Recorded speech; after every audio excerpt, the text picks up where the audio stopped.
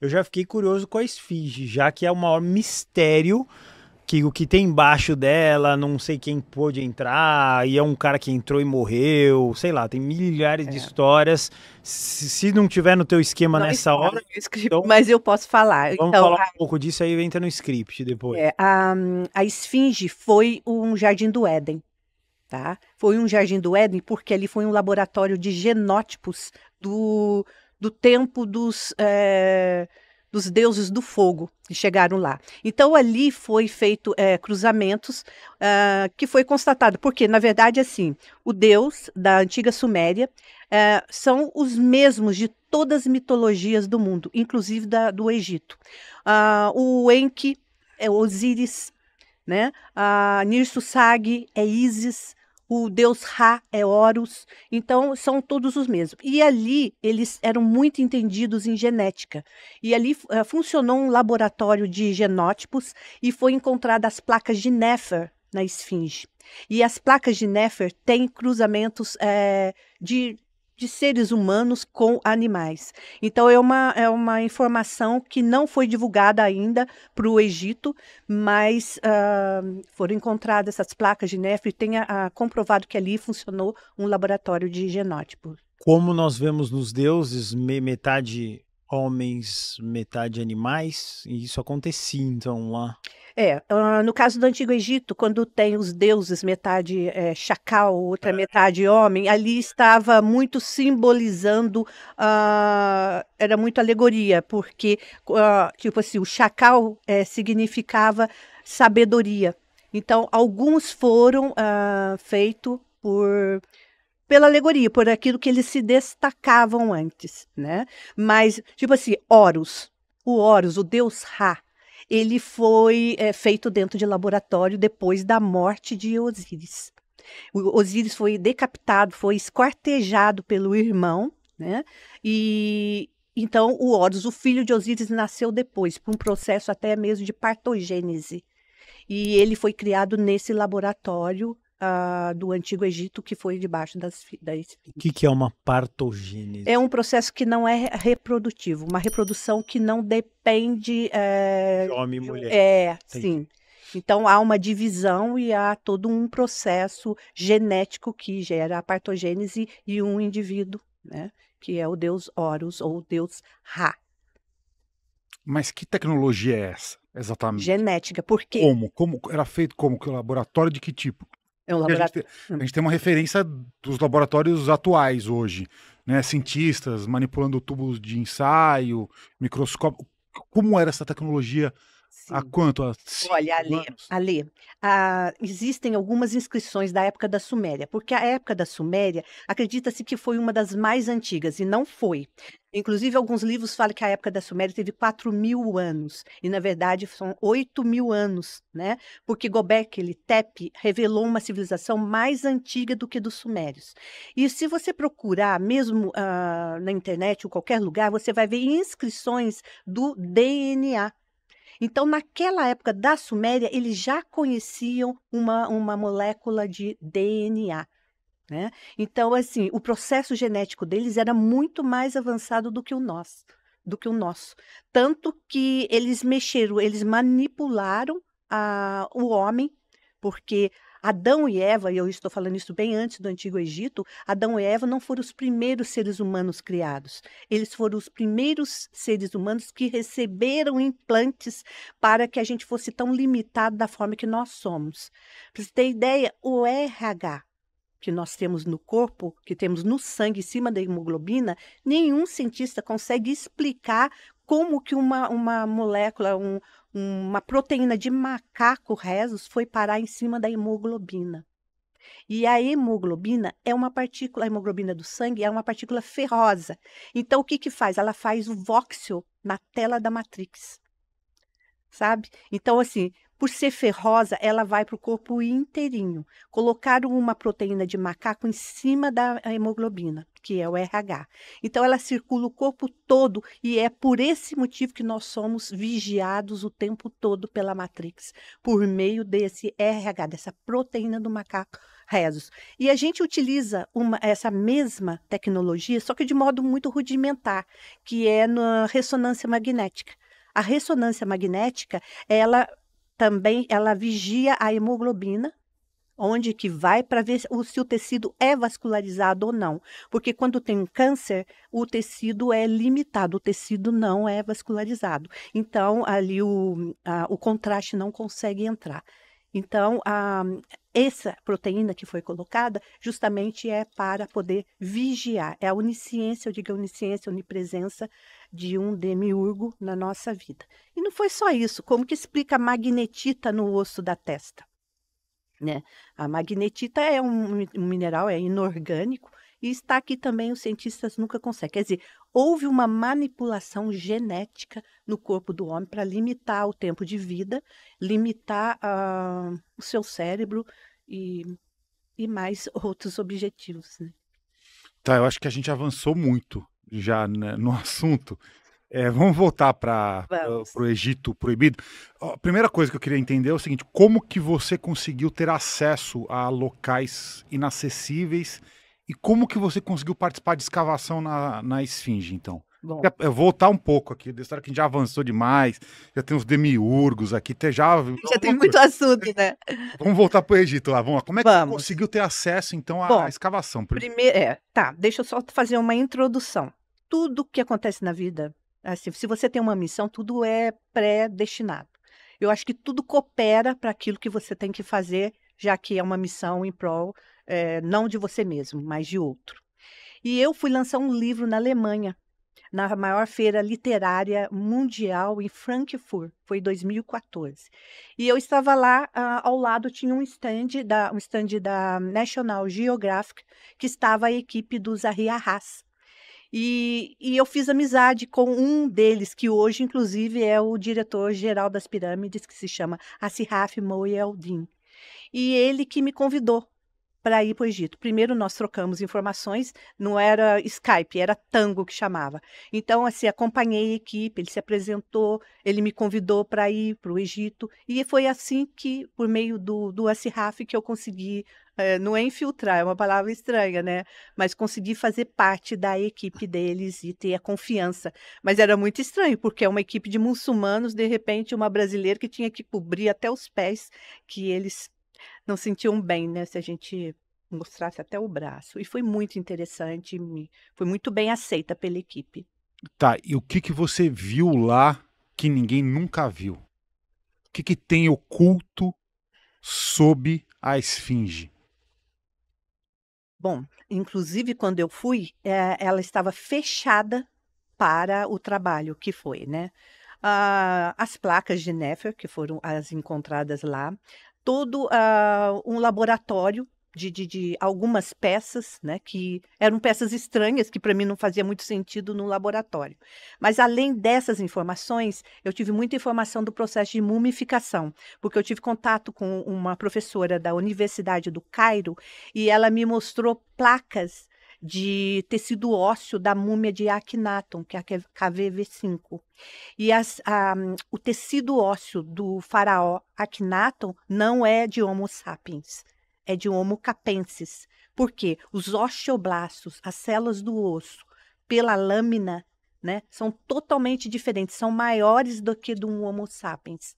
Então, para mim, esse material que eu trouxe até num livro, A Conspiração Anunnaki, eu tenho lá na Conspiração Anunnaki, comprova que realmente o Império Faraônico se tratou não de Homo sapiens, e sim de uma outra espécie humana chamada Homo capensis, que são seres que têm o crânio 30% a 40% maior e mais pesado do que o Homo sapiens, e não tem a sutura sagital. Você poderia até dizer, tem algumas tribos africanas que colocavam faixa na cabeça das crianças e as crianças tinham um crânio alongado, mas não se trata disso. Realmente, as fissuras cranianas são totalmente diferentes no Homo capensis.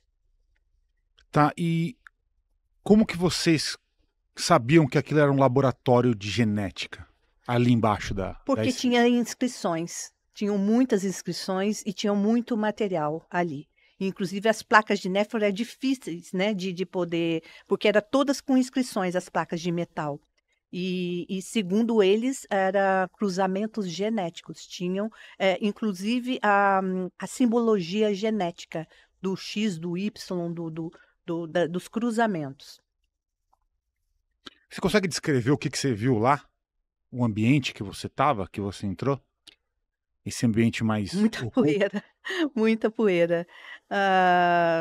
Muito escuro, muita poeira. Estava isolado, estava totalmente isolado. A gente tinha que entrar com lanternas.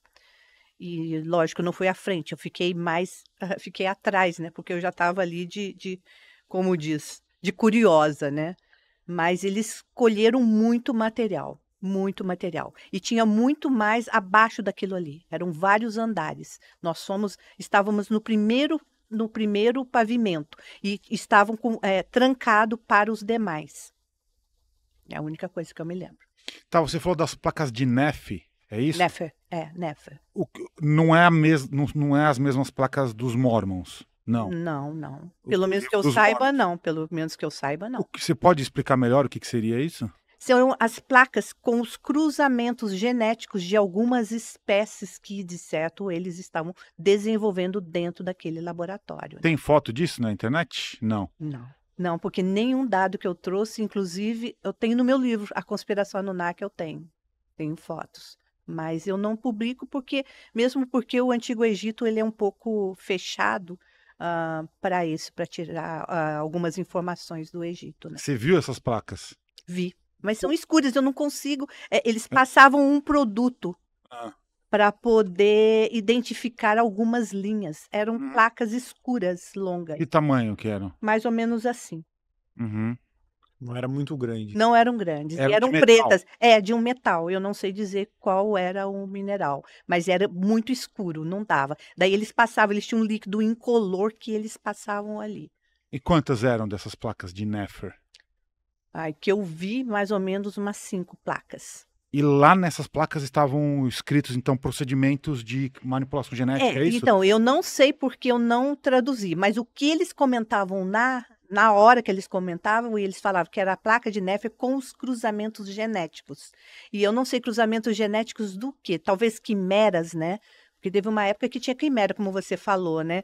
A França está cheia de estátuas de quimeras, né? Que é metade homem, metade animal, né? Então, não sei, pode ser que seja de quimeras, eu não sei ao certo. E onde foi parar essas placas? Não sei, está na mão, acho que até do governo do Egito. O que mais que tem oculto lá, hein? Que ninguém pode saber. Pois é, as placas de Nefer, da parte de mumificação. Quando você vai para um território arqueológico, né, um terreno de arqueologia, né, uma área de arqueologia, não é tudo bonitinho, tudo exposto, entendeu? São lugares que nunca foram abertos, né? Lugar que tem muita poeira, lugar que tem muito mistério, muito escuro, muito, né? Então, não dá para dizer, era tudo bonitinho, chegava lá, as placas de neve estavam em cima de um balcão, não dá para descrever isso, entendeu? Não dá muito para descrever. É meio bagunçado, empoeirado. Muito empoeirado. Quantos, né?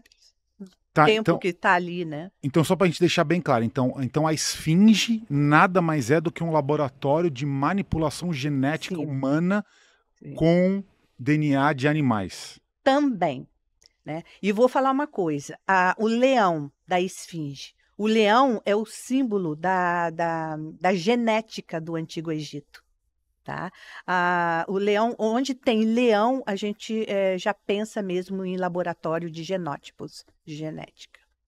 Tá, e aí eu te faço uma pergunta clássica sobre as pirâmides. Qual o propósito real, verdadeiro das pirâmides? Eu acho assim que funciona como a minha, né?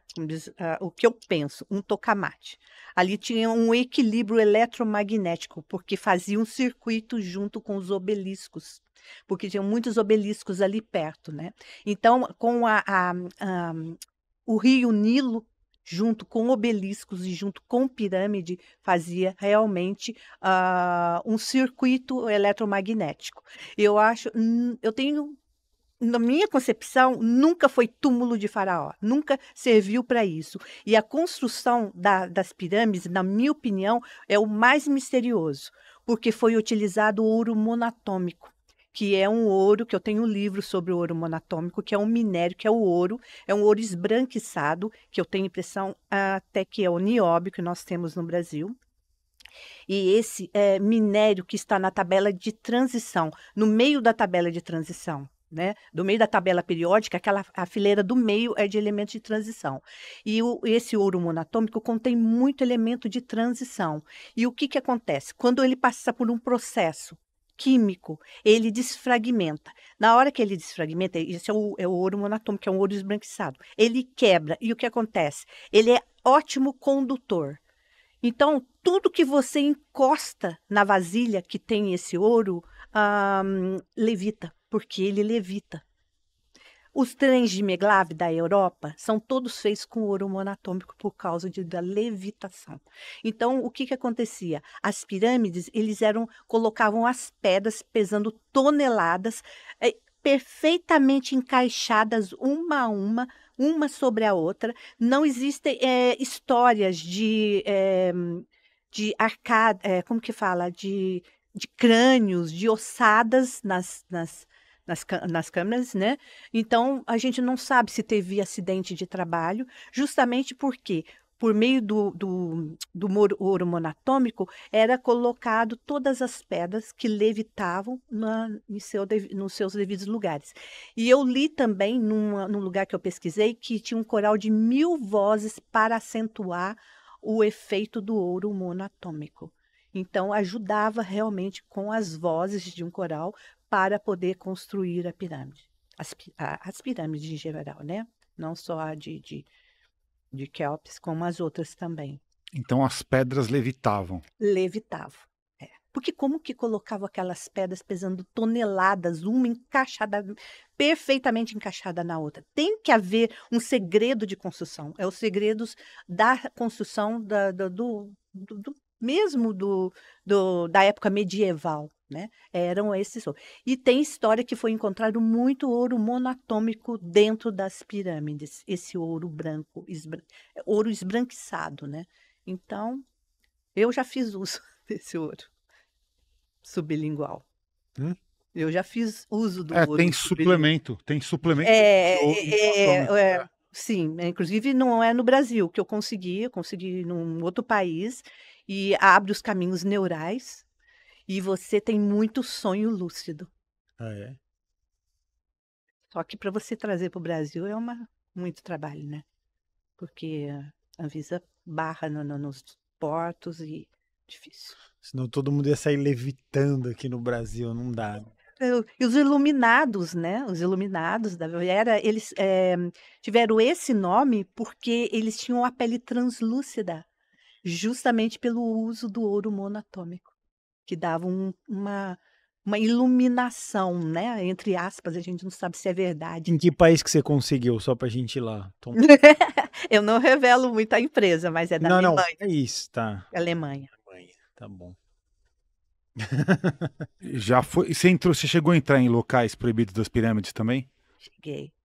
Cheguei porque eu fui com a Siraf, né? Uhum. O Siraf Moyodim me levou em vários lugares, tudo cheio de inscrições, todas. E aquelas paredes.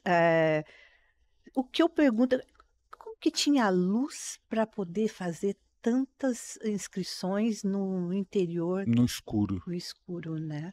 Mas se você procurar, o Antigo Egito tem algumas lâmpadas, os instrumentos que até tem na internet, que são parecidos com lâmpadas, né?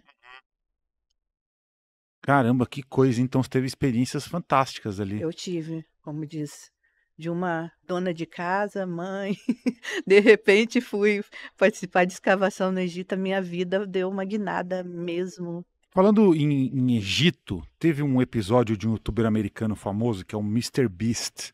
Ele entrou em locais proibidos também das pirâmides e embaixo da esfinge. E aí tem um momento ali em que ele está fazendo essa aventura, em que esse arqueólogo egípcio... O Assiraf. Como é que é o nome dele? Assiraf Moyeldin. Assiraf? Assiraf Moyeldin. Tá. Ele sempre está nos programas internacionais. Que o nome é um pouco difícil de falar, mas Assiraf. É. Tá. Então, teve um momento lá em que o Assiraf, acho que ou antes de entrar ou depois de sair, ele pegou um papel, escreveu algumas inscrições ali e colocou dentro da esfinge de novo. Como se fosse uma certa respeito, reverência. Você chegou a ver isso, não? Não. Porque teve bastante especulação sobre o porquê como se fosse um ritual. Né? Exatamente. Como, tem todo um respeito mesmo, né, ali, com tudo que foi deixado ali do Antigo Egito. Mas eu não vi ritual nenhum, sinceramente. Uhum. Mas... O que você sentiu, assim, lá? Falando do ponto de vista mais emocional, espiritual. Olha, aquele som... Eu cheguei no dia de Ramadã, né? Foi julho. E eu cheguei no dia de Ramadã. Então, assim, ele tocava como se fosse uma sirene e todos os muçulmanos ajoelhavam numa posição só, tipo assim, sabe? Na mesma direção, né? Na mesma direção, para Meca, né? E tocava um som, mas um som que está dentro de mim, assim, é uma coisa mais fantástica do mundo. Eu não sei explicar, não sei cantar aquilo, gente. Aquilo parece que entrava dentro de mim. Parecia que eu absorvi aquilo para sempre, sabe? Para sempre. Foi uma coisa fantástica mesmo. Você tem registros de vídeo ou foto dessa fase sua nesses locais? Muitas fotos. Estão nos seus livros? Algumas sim, outras não. Outras não. Mas eu tenho no meu livro A Conspiração Anunnaki, eu tenho várias fotos. Tá aí na mesa? Não, não está. Não está. Mas você não tem nada para mostrar aqui hoje, né? Não, porque o tema era até outro. A gente começou a falar do Egito e foi.